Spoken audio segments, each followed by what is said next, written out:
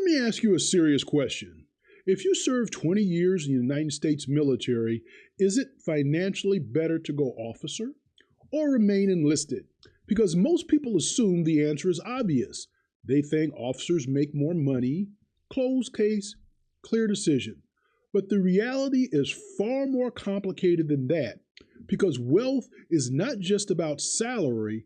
Wealth is about discipline, time, investing, retirement benefits, and what you do with the opportunities the military gives you. And after decades of watching service members build their lives, I can tell you this. Some officers retire wealthy. Some officers actually retire broke, if you can believe that. Some enlisted service members retire with modest pensions, and some enlisted service members retire as millionaires. Shout out to my brother. So today we're going to answer the question directly. Officer versus enlisted, who actually wins financially over a 20-year military career? This is the Adjutant. The pay difference everyone talks about. Let's start with the obvious, folks. Yes, officers make more money. There's absolutely no way around that. If you compare an E6 with 10 years of service to an O3 with 10 years of service, the officer is going to make significantly more. And when you compare a retiring E7 or E8 to a retiring O5, the officer's pension will almost always be larger. That's simply how the pay structure was designed. Officers carry a different set of responsibilities. They're expected to lead organizations, manage operations, and make strategic decisions, and their pay reflects that. But here's the first big insight that people often miss. Higher income does not automatically create wealth, because if income alone created wealth, professional athletes would never go bankrupt. And you know how that works out with many of them. And yet we know that happens all the time. So if higher income does not guarantee wealth, what actually determines it? Well, that's two things: time and behavior. The time advantage enlisted members often have. Many enlisted service members join the military at 18 years old, sometimes even younger if they enter through the delayed entry programs. And I can tell you, I was one of those that entered in the delayed entry program. My father actually signed when I was 17 and a senior in high school.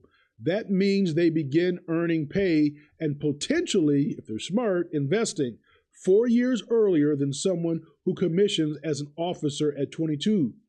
Now, that may not sound like much, but when you're talking about investing and compound growth, 4 years can make a massive difference. Now, for example, if an 18-year-old service member begins investing even a modest amount into the thrift savings plan, those extra years of compounding can create a substantial advantage later in life. Because compound interest doesn't grow in a straight line, it grows exponentially, and the earlier you start, the more powerful that growth becomes.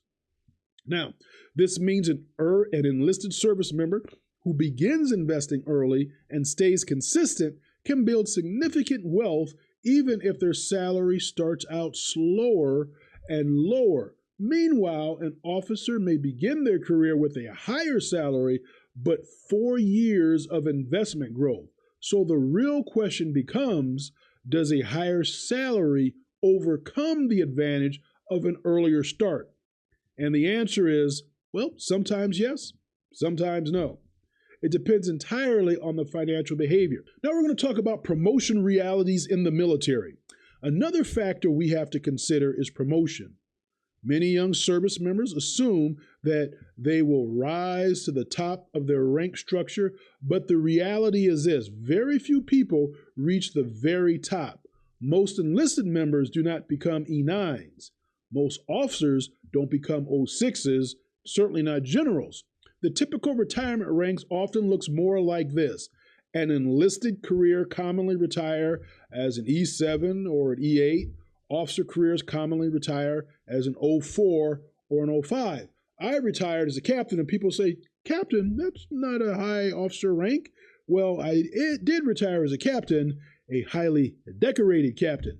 Shout out to Tom Cruise and Top Gun Maverick. If you know, you know. I was also enlisted, by the way, so that kind of offset that. And when we compare those realistic outcomes, yes, officers will typically earn more over the course of their careers. But again, income alone doesn't determine wealth, because wealth is determined by what happens after the paycheck arrives. We talk about the lifestyle inflation trap. There is another dynamic that people rarely talk about, and that's lifestyle inflation. Officers often operate in professional environments that create subtle social pressure. Bigger homes, they want to keep up with the Joneses. More formal events, higher expectations for appearance and social participation. None of these things are inherently bad, but they can create a spending pattern that quietly absorb large portion of that higher salary. Meanwhile, many enlisted families live more modestly, sometimes by necessity, but that modest lifestyle can become a hidden advantage because money that is not spent can be invested, and money that is invested consistently builds wealth. This is why you will sometimes meet enlisted retirees who have quietly built impressive investment portfolios, not because they earn the most, but because they manage their money wisely. I often tell the story about my father, who actually was enlisted. He was a cook during the Vietnam War, and he was so frugal with money. Some people might say cheap. I say frugal. Shout out to my dad, where he would be in a position where he actually was loaning money to officers, captains, and others, and earning a nice little sizable side hustle on the side by being able to do that. All right, let's talk about the military retirement system. That's something that a lot of people don't recognize, but it's also one of the most powerful wealth-building tools the military offers. You have the pension. Now, under the traditional 20-year retirement system, service members receive a percentage of their base pay for the rest of their lives. And yes, officers typically retire with larger pensions, and 05 retiring, for example, at 20 years will often receive significantly more pension income than an E7. But here's where another major factor enters the conversation: VA disability compensation. Yes, the VA disability compensation is an equalizer. Compensation is rank neutral. That means an enlisted retiree and an officer retired with the same disability rating receive the same base compensation. For example, a veteran rated at 100% disability receives the same base rate as, say, an E7, whether they're retired, or an 05. And that changes the retirement math significantly, because now the income equation looks like this: military pension plus VA disability compensation. When you combine those two income streams, the gap between officer and enlisted income often narrows, sometimes dramatically, especially when both individuals also receive healthcare benefits through the VA or TRICARE. And then, of course, the power of the thrift savings plan.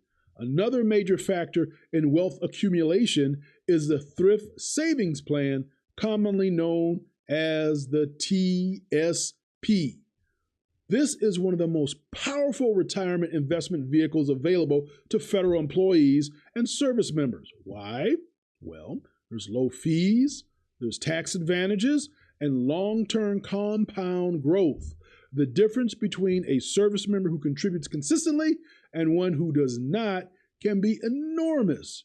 Over the course of a 20-year career, consistent contributions to the TSP can potentially grow into hundreds of thousands of dollars, and over a 30-year retirement period, those investments can grow further. This is where the disciplined investor, regardless of rank, can dramatically increase their financial security. The civilian transition advantage is something that is important. It's a next stage of the wealth journey begins after service. Now, this is where officers often have a strong advantage.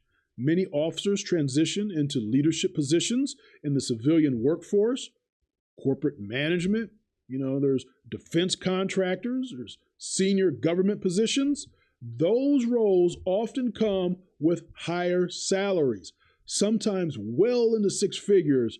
However, many enlisted service members also transition into extremely lucrative fields, such as cybersecurity, aviation maintenance, engineering, technical specialties that are in high demand, and in many cases, those technical skills translate directly into high-paying civilian careers.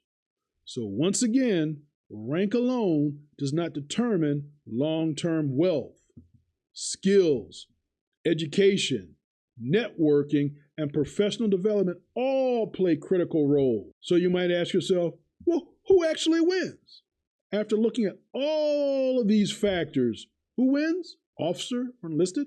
Well, statistically, officers tend to earn more income over the course of their careers, but wealth, and remember, true wealth is determined by behavior.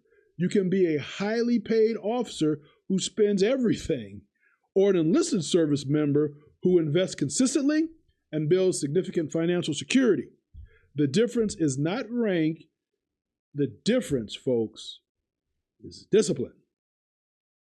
So, if you are currently serving or considering a military career, the question should not simply be officer or enlisted.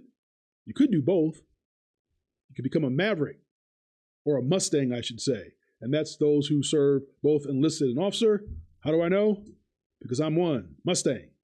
The real question is, which path aligns best with your goals, abilities, and leadership style? And once you choose that path, commit to financial discipline from day one.